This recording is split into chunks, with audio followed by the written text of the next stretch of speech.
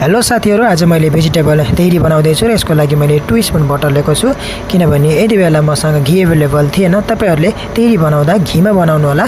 घीमा बनाएको तेरी स्वादिष्ट हुन्छ। मैले यहाँ ड्राई स्पाइस लिएको छु, black pepper, coriander seed, cumin seed, fennel seed, dry chilli, green cardamom, bay leaf र मैले यहाँ सिनेमन लिएको छु। यसले हाम्रो तेरीको टेस्ट र टेक्सचरलाई मेन्टेन गर्छ। तेरी यूपी को एक फेमस डिश पनि हो। यदि तपाईहरुलाई धेरै मसला भएको खानाहरू मन पर्दैन भने तेरी तपाईको लागि बेस्ट हुन सक्छ। Turmeric powder, red chilli powder र स्वाद अनुसारको नुनले तेरी रेडी बन्छ। मसँग धेरै भेजिटेबलहरू भएको कारणले गर्दा यहाँ मैले एक्स्ट्रा भेजिटेबलहरू एड गरेको छु। तपाईले 2 देखि 3 वटा भेजिटेबलमा पनि यसलाई आफ्नो घरमा बनाउन सक्नुहुन्छ।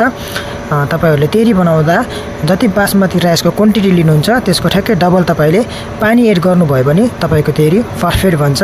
Thank you for watch. हामी भेट्ने छौं अर्को भिडियोमा। जब तकको लागि बाइ बाइ, टेक केयर।